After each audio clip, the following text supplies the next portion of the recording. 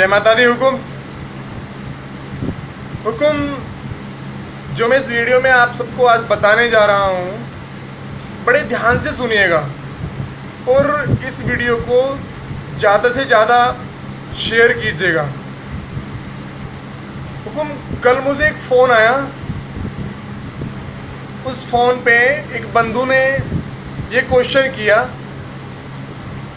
कि हुकुम, क्या कारण है कि जो गोत्र हम राजपूतों में हैं वो गोत्र अन्य जातियों में भी है, ऐसा किस कारण से है। अब इस क्वेश्चन का उत्तर तो मैंने उस बंधु को कल दे दिया, लेकिन फिर सोचा क्यों न मैं इस क्वेश्चन को आप सबसे साझा करूं। तो बड़े ध्यान से सुनिए और पूरा सुनिए। तुम बताना चाहूँगा, जो गोत्र और परवर होते हैं वो हमारे जो कुल गुरु होते हैं, जो हमारे कुल के ऋषि मुनि होते हैं, जिनसे हमने शिक्षा दीक्षा ली होती है, उनके नाम के आधार पे हमारे गोत्र और परवर होते हैं। जैसे सूर्यवंश का गोत्र कश्यप है और कश्यप ऋषि से शिक्षा प्राप्त करने के बाद सूर्यवंश का जो गोत्र पड़ा वो कश्यप पड़ा। जो कभी कभी क्या होता है कि किसी कुल में या वंश में जब कोई प्रतापी राजा जन्म लेता है, उस प्रतापी राजा के नाम पर भी गोत्र और परवर बन जाते हैं। जैसे सूर्यवंश में राजा रघु हुए, जो भगवान श्री राम के पूर्वज थे। श्री राम भगवान सूर्यवंशी थे, लेकिन कुछ उनको रघुवंशी बोलते हैं, कुछ इक्ष्वाकुवंशी बोलते हैं। वो सब कुछ सही है। रघुवंशी क्यों बोलते हैं? क्योंकि सूर्यवंश में रघु नाम के जो राजा हुए थे, बहुत प्रतापी राजा हुए। इस कारण से उनके नाम पर से ही एक अलग गोत्र बन गया, रघुवंश। ठीक है। तो ऐसे ही जो अदर कास्ट में हमारे जो सेम गोत्र हैं, वो भी ऐसे ही हैं। जिन ऋषि मुनियों से वो शिक्षा दीक्षा उन्होंने प्राप्त की है, उसके आधार पर पे ही उनके गोत्र हैं। लेकिन दूसरी कंडीशन क्या होती है कि जैसे राजा मानसिंह तोमर ग्वालियर के थे, उन्होंने गुजरी रानी से शादी की। गुजरी रानी से शादी करने के बाद जो उत्पन्न संतान थी वो गुजर कहलाई।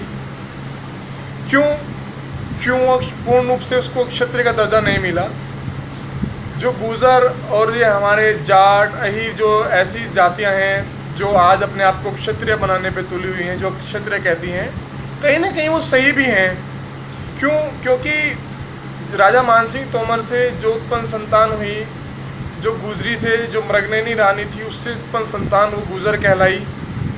तो कहीं ना कहीं इतिहास में ऐसी कुछ घटनाएं हुई हैं जिनके नाम पर भी एक उन राजाओं के नाम से एक अलग गोत्र बन गया। वही गोत्र उनको मिल गया, लेकिन राजा का दर्जा या एक रॉयल फैमिली का दर्जा नहीं मिला। क्योंकि जब गुजरी रानी की राजा मानसिंह तोमर से शादी हुई, तो उस समय क्या हुआ कि राजगुरुओं ने, जो कुल पुरोहितों ने उस शादी का बहुत विरोध किया और कहा कि ये शादी आपकी उचित नहीं मानी जाएगी, क्योंकि इससे उत्पन्न संतान आपकी उत्तराधिकारी नहीं हो सकती। क्योंकि उत्तराधिकारी वही संतान होगी जिसका, अगर एक क्षत्रिय कन्या से और एक क्षत्रिय नर से जो उत्पन्न संतान होती है, वही उत्तराधिकारी कहलाती है, वही एक क्षत्रिय पूर्ण रूप से क्षत्रिय होती है। तो इसलिए उनकी जो संतान थी उसको इतिहास में उस समय रॉयल फैमिली का दर्जा नहीं मिला, वो उत्तराधिकारी नहीं बनाए गए। और विरोध के चलते ही राजा मानसिंह तोमर को गुजरी रानी का, जो मृगनयनी रानी का जो महल बनाना पड़ा, वो किले से दूर बनाना पड़ा। इस बात को आप इतिहास में जा कर के देख सकते हैं, अभी भी देख सकते हैं कि जो गुजरी रानी का जो महल है वो आज किले से दूर बनाया गया है। सेम यही चीज़ होती है कि कुछ चीज़ें ऐसी घटनाएं होती हैं कि उनसे उनको वही गोत्र तो मिल जाता है, लेकिन वो कास्ट से अलग हो जाते हैं। जैसे आज जो हमारे जाट राजा सूरजमल हैं, जो आज जिनको आज मतलब जाटों के वो एक फेमस और पॉपुलर योद्धा हैं, और मैं भी मानता हूँ कि वो बहुत अच्छे योद्धा हैं, बहुत अच्छे योद्धा रहे हैं, इतिहास में उनको एक विशेष स्थान है।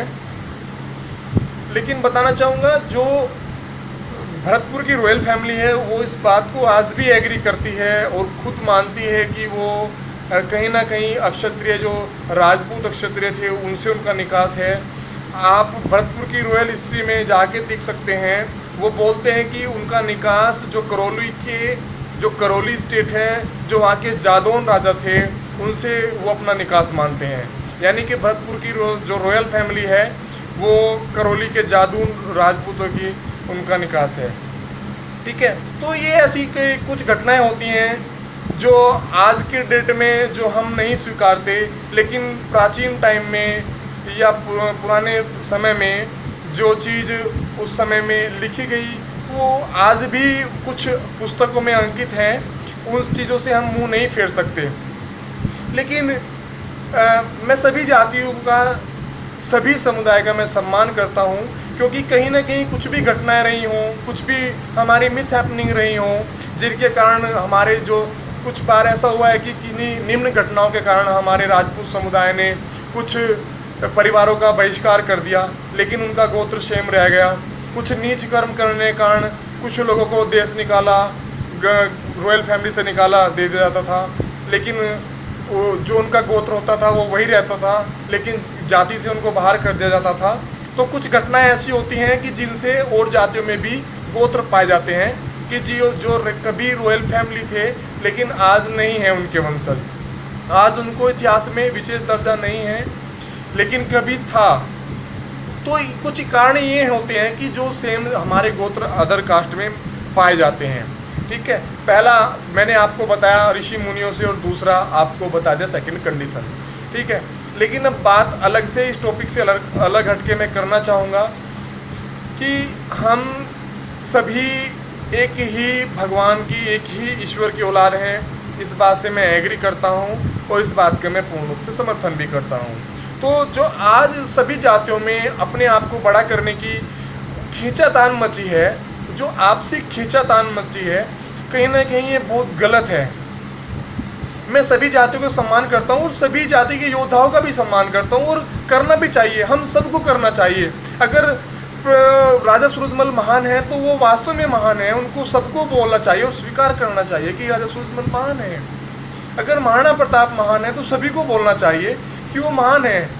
अगर कोई इस बात का विरोध करता है, या चाहे वो मेरे समाज का हो, या वो जाट समाज का हो, या वो गुर्जर समाज का हो, या वो किसी भी समाज का हो, अगर कोई भी समाज, क्योंकि अगर कोई इंसान, कोई भी आदमी अगर किसी राजा का सम्मान नहीं करता है, किसी भी योद्धा का सम्मान नहीं करता है, तो निश्चित रूप से वो कायर है।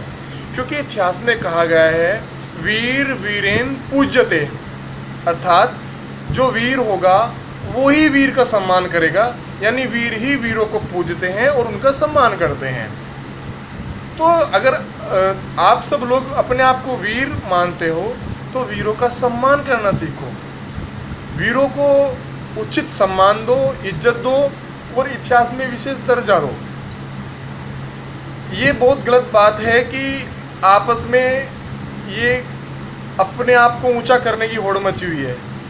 सभी जातियों को अपनी कास्ट पे फक्र होना चाहिए, अच्छी बात है, घमंड होना अच्छी बात है, बशर्ते उससे किसी दूसरे समुदाय की, दूसरे समाज की जो भावनाएं हैं वो आहत नहीं होनी चाहिए।